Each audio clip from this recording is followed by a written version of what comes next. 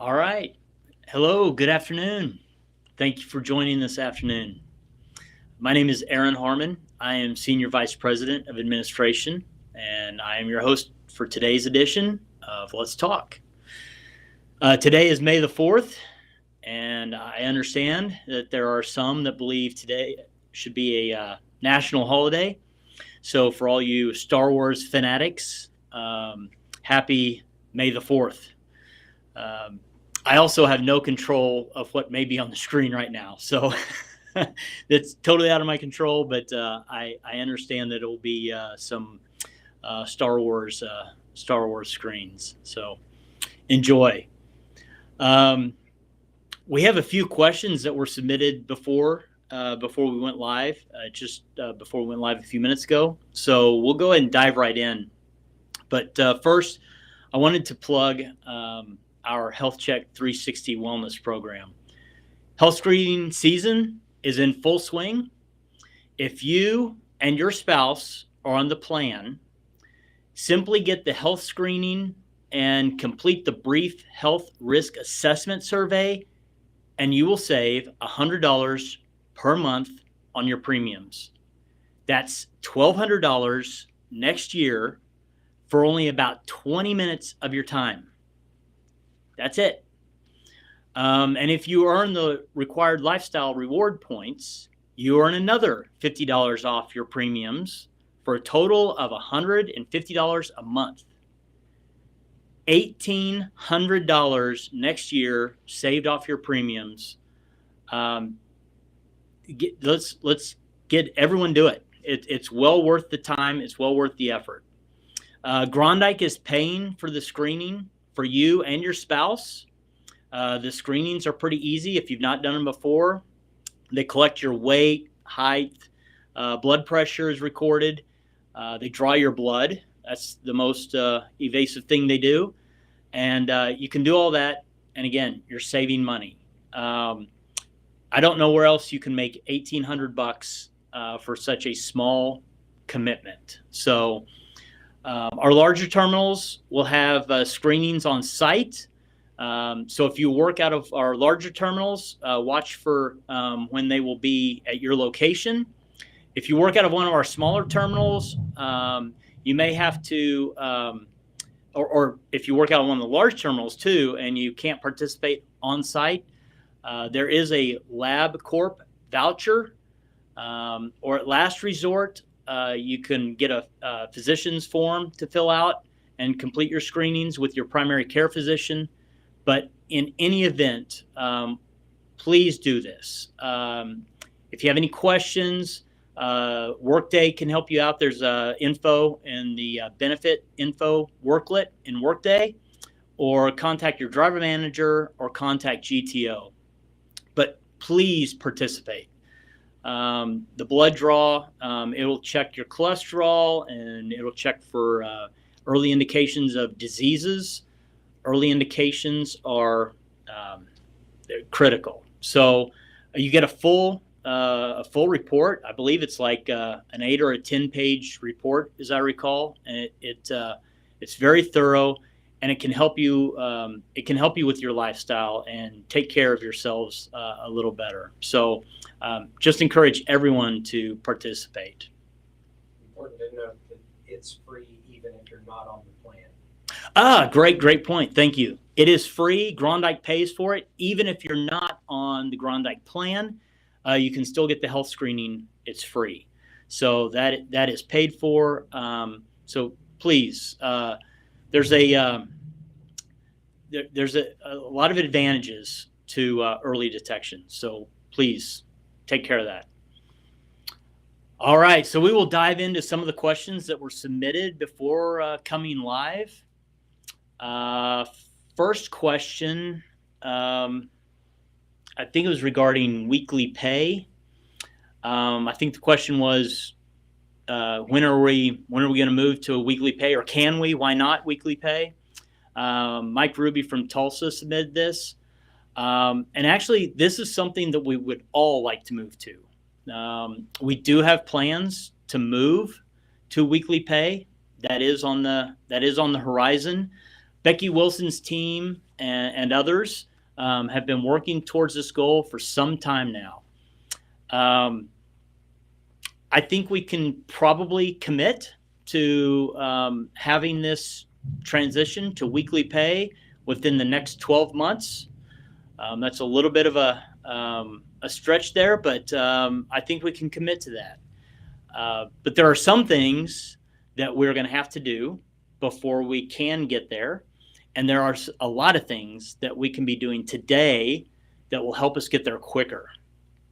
Quite frankly, the piece we need the most help with, and the thing that hinders us the most, is data accuracy and getting data as soon as possible, instantaneously if possible.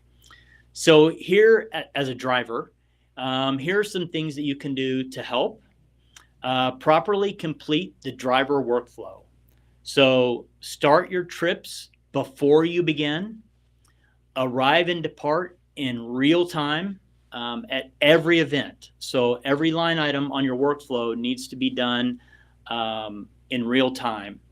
And complete the load and the unload forms. So sometimes we'll see just one of the items on your workflow that did not get completed correctly, and that kicks the whole load out. And so Becky's group, Becky Wilson's group, has to review 100% of the loads, and if they see any of these discrepancies, they have to kick it out, and it has to get reworked. A second thing you can do to help us out is take good pictures of the required paperwork. Ensure that there's sufficient lighting, or use flash. A lot of times the images that come across just aren't readable. Make sure the document is completely within the image. So we didn't cut off. Make sure the top or the bottom or the sides didn't get cut off. And inspect the image before you submit it, to make sure that it is in focus and complete. Next thing you can do is take action on any to-do items, requesting a scan of missing paperwork before you end your day. If you'll get in the habit of checking this every day, there is a feature in the app, to-do items, and it will tell you if we're missing paperwork or if something needs to be resubmitted. So again, if you can get in the habit of checking that every 24 hours, that would be great. And if something isn't correct in your workflow, report it so it can be corrected as soon as possible. I mentioned that Becky's group has to review 100% of loads that come in, and about 50 to 60% of the loads that come in are correct. Unfortunately, 40 to 50% of the loads that come in have something missing, are not readable, or something's not done correctly on the workflow, and they have to be reworked, which a lot of times that involves getting the driver back involved, or getting other groups involved to fix the load. So that would really help. And the sooner we get there, the sooner we get good data accuracy, and we get this system working, the sooner we can move to pay every week. So it's all of our goals. And by the way, it is not just drivers. Obviously there are a lot of back office stuff that we can get better at, so that the workflow works correctly. So I think this is a group effort, and I think with all of us working together, we can make this happen. So good question. Okay, the second question also comes from Mike Ruby in Tulsa. Truck Wi-Fi.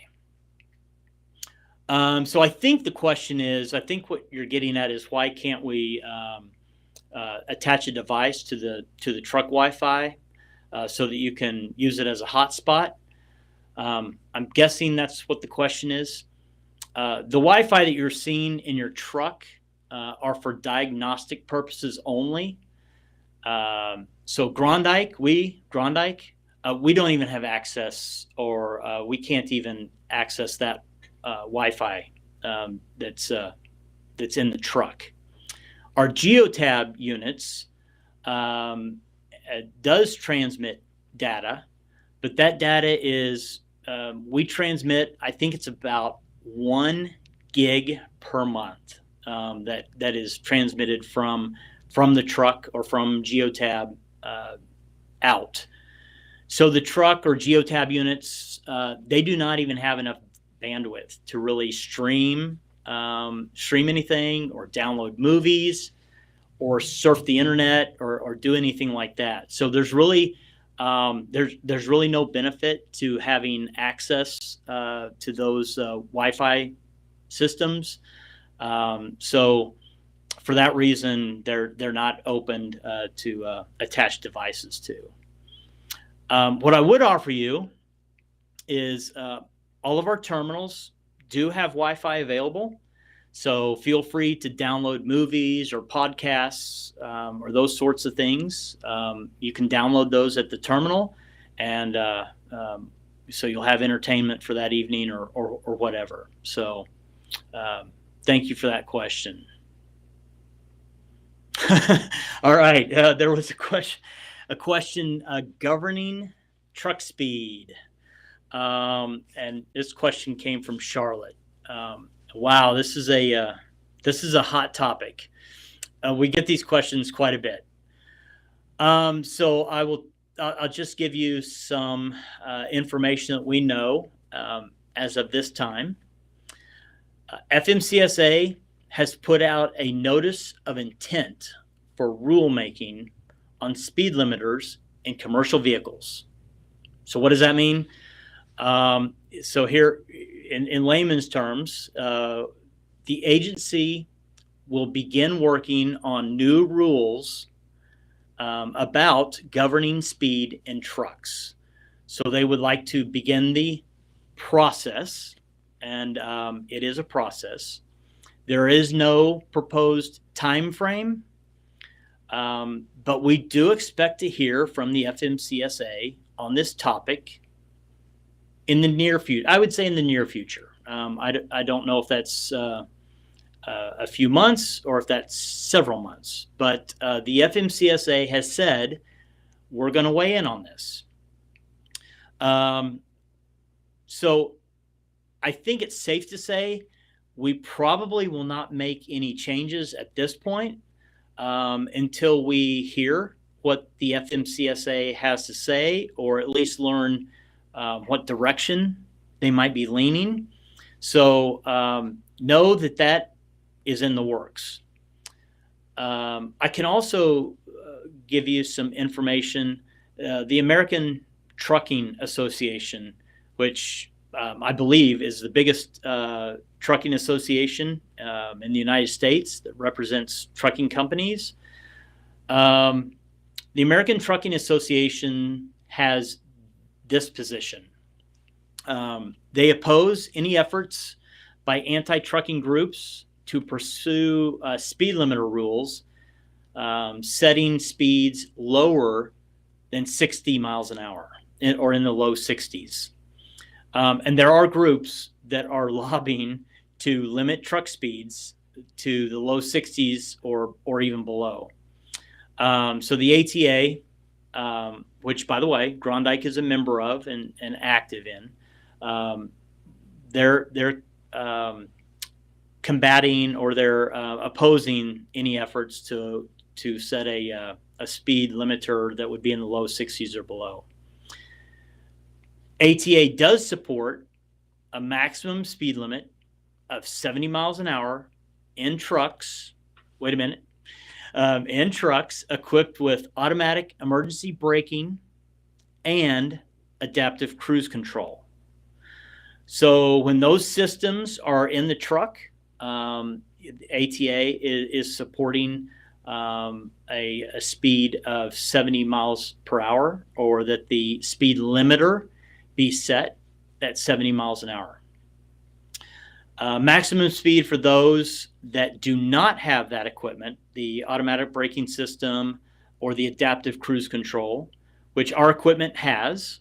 But if the trucks do not have that equipment, ATA's position is that the truck should be limited at 65 miles an hour. So this is not a Grondike statement. This is an Aaron statement. I tend to agree with ATA's position, but obviously this is not solely one person's decision.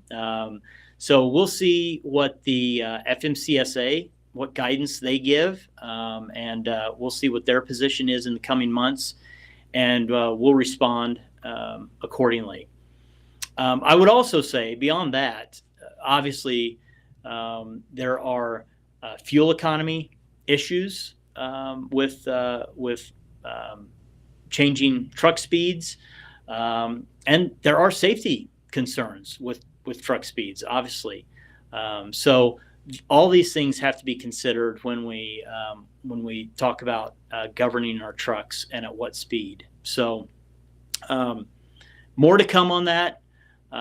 So I don't have an answer today, but know that is something we continually evaluate, and also know that FMCSA is going to weigh in on this at some point, probably here, hopefully soon. So thank you for that question. We had a question asking about an owner-operator program. So again, this is something that we review from time to time. We've actually, with the McKinsey acquisition, we did get some owner-operators from McKinsey. So we had an owner-operator program for a short period of time there. I don't want to make any promises, but this is something that is being evaluated again today. We've talked about it here in the last few weeks. It's been a topic of a discussion amongst senior leadership. So more to come on that. I don't have a yes or a no, but it is being considered, and there are discussions about can we do this? Obviously, how will that complement our day-to-day business, our company drivers? What effect would that have on our business? So we are evaluating an owner-operator program. The next question, honoring military. So there was a question about is there something that we can do to our equipment that will honor our military or our military veterans? And I would say yes. As most of you know, I'll preface this. As most of you know, Grondike takes great pride in our equipment. We like a nice, clean look to our equipment. So we don't want to add too much, distractions to the Grondike image. But this is definitely worthy. Veterans are an important part of our company makeup. Just an interesting fact, I think about 7% of Americans are veterans or have served, and we estimate that 25% of Grondike's workforce are veterans. So obviously, veterans make up a huge portion of our workforce. We appreciate so much the work that veterans do and the sacrifices that they make. And so we have, in fact, about a few months ago, we started adding to our flag that's on all of our trucks. We started adding the statement underneath the flag, we support our veterans. So that's something that you'll see on new trucks.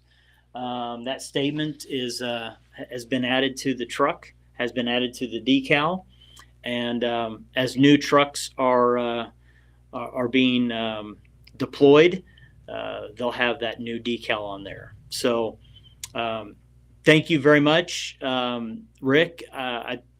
Rick from our Enid terminal submitted that, and if there are other thoughts that you have, feel free to submit those. But absolutely, veterans are an important part of our company makeup, and we're proud to support and stand beside our veterans. So thank you for your service too, those that have served. Next question, Paul Dunn, Corpus Christi. This was a specific Geotab question, and I think the question was, do you remember the question exactly, Matt? It had to do with Geotab. So I don't remember the specific question. I think it was starting your day, maybe, or loading was not correct. But anyway. Okay, I have it. Okay, can you read it? Is there any place on Geotab where we can request a start if it does not come up automatically without bothering dispatch, especially on the weekends? Okay, yes. So, unfortunately, no, we need to go ahead and get your load correct. I talked about data accuracy a little bit earlier.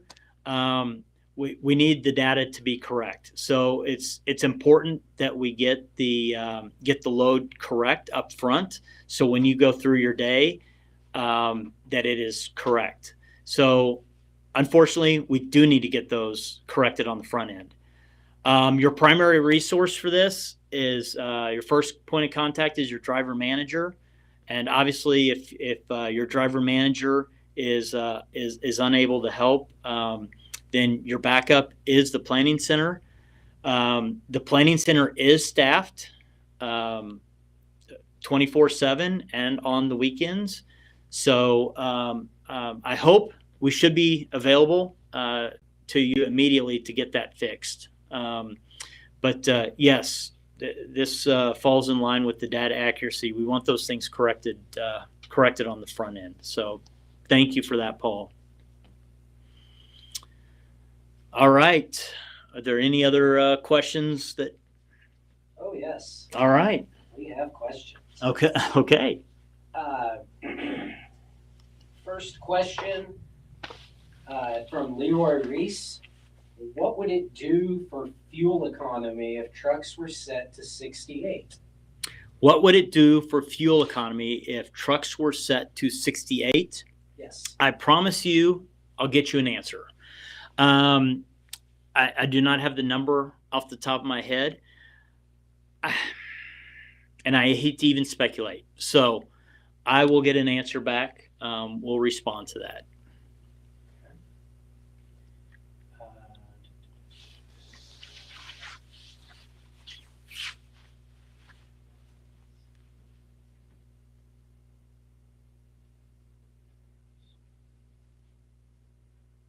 Nikki Bro is asking, are those, I'm assuming the veteran stickers, going to be sent to the terminals so we can put them on the trucks we have?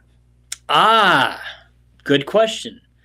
Honestly, I think the plan was to put them on all new equipment, but yeah, Nikki, if you want to call fleet, if you want to call the fleet team maintenance, I think we can get those decals out to you. So I don't know what kind of inventory we have, because like I said, we were just planning to put them on new equipment. But yeah, Nikki, if you want to, or any terminal manager, driver managers, if you guys want to start that, please contact fleet. So yes.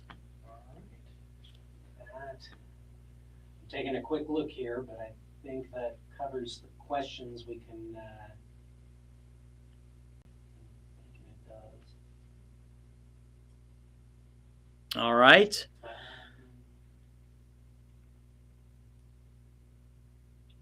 Do you want to toss a little love out to the Southeast region? I think they're feeling a little left out at the moment. The Southeast region is feeling left out. Everyone is important. We love the Southeast region. So yeah, it takes a team, right? All of us working together. We love this. We love the Southeast. I don't know what your question is, or why you say that, but each one of our terminals is important. Each one of our regions is important. The McKinsey acquisition was a fantastic acquisition for Grondike, and it was a pretty seamless acquisition as we look back. A lot of things, a lot of those acquisitions can have bumps and bruises along the way, but I thought that was a fantastic acquisition, and it complemented Grondike's book of business. So yeah, just a wonderful acquisition, and we love you, Southeast region. So, is it? This is from Daniel Falls Sanders. Is it possible to get bike racks for those of us that bike while over the road? Good question. Good question. I'll look into that. We'll answer your question. Who was that again? Just disappeared on me. Daniel Falls Sanders. Daniel. Okay. We will look into that. So anything that will get any of us exercising more, that's always a good thing. So we're always looking for creative ways to help all of our employees get more exercise, and obviously anything that will improve health is something we definitely want to consider. So we can take a look at that. So I've got a couple of questions here, so you might want to maybe give people an update on the situation with vacation and sick pay. One person was asking if sick pay for drivers is still in the works, and someone else is asking what does vacation time look like for drivers? Okay, so vacation time, Holly might have to correct me, but I don't think there's anything necessarily. That's not true. There have been discussions about vacation time and possibly updating our vacation policy. So I know that we have gone through a couple cost scenarios on the financial impact that would have on the company. It's still being considered.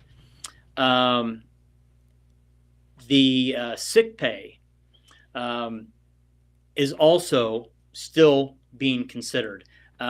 So there are some states that this is regulatory, and as you might imagine, not all states are exactly the same.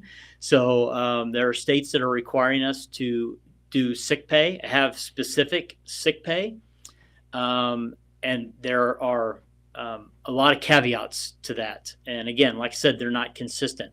So what we're trying to do is we're trying to propose a sick policy that we could adopt that would cover the whole group. So it is still being worked on, and there will be more to come soon on sick and holiday pay. I'm sorry, sick and vacation pay. Let's see. Nikki is also asking now, when will we start having safety banquets again? Yes. You will hear early next week, Nikki, on safety banquets. So we're getting very close to launching plans for what the safety banquets will look like for this year. And I know we're a little bit late in the year getting those details out to you, but you will have details early next week on safety banquets and what they're going to look like in 2022. So stay tuned. Those will be coming out next week. And one last question at the moment from Bradley Clark. When are new trucks supposed to be rolled out? Aha. That's a wonderful question. So we do have tractors on order, and we continue to roll out new tractors as they come in. I will speak to a couple things. One is the supply chain. The supply chain problem is real. We would like to get 120, 150 tractors per year to keep up with our trade cycle, our 500,000 mile trade cycle. Obviously, we're not going to come anywhere close to getting 120 to 150 tractors this year. And so we're going to be at a huge deficit. In fact, we've received very, very few tractors so far this year. We are going to get more in the third quarter and in the fourth quarter. So we're going to be severely short this year, probably 60, 70 short of that goal. And those trucks will come out. We'll go ahead and deploy them as they come in.